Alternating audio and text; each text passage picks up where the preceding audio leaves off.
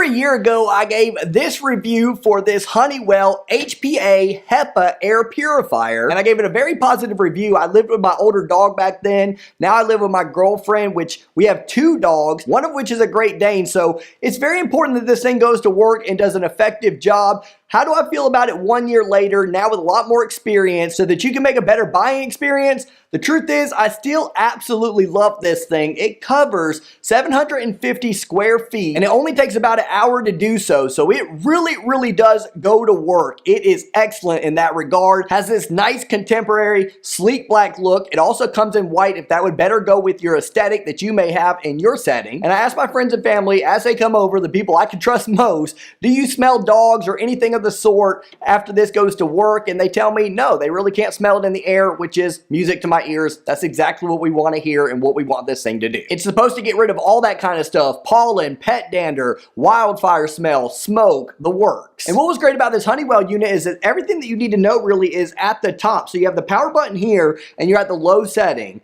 There's low, medium, and high. I'll let you listen to that. Pretty quiet, some good white noise. Here's medium.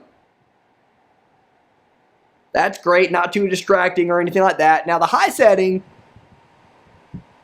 a little bit louder. I actually enjoy that. I could sleep to that no problem, but I understand where that might not be everybody's cup of tea. And then what I know probably won't be a lot of people's cup of tea, but that's okay. You can use this setting whenever you're maybe leaving the house and want it to go to extreme work while you're gone, where the noise isn't going to have to bother you. You can put it on this turbo setting here, and that's a good bit louder. Now, I could probably still sleep to that, to be honest with you, but I can understand where not everybody's going to want that. You also have, let me put it on low here so it's a little bit quieter. You also have the dimmer button here at the right. So you have this blue LED light. It's really bright at first if you don't use the dimmer button. But if you have the lights off and you're trying to sleep at night, maybe you want that a little bit lower, you can press that dimmer button one time, and a little bit lower than that, you can turn it off completely. But if you do want it all the way on, you just go right back to it. There's a check filter and a check pre-filter indicator right here. It will let you know if any of those need to be changed. Normally that's around the once every 3 months or so range. And there's also a set timer here right here. You can set it to 2 hours, 4 hours, or 8 hours so that it will automatically turn off at that time. Just so simple to use this thing. If one of those check filter or check pre-filter indicators do let you know that you need to replace it, you're just gonna push in and pull like that, and you can replace the pre-filter if you need to, or the filter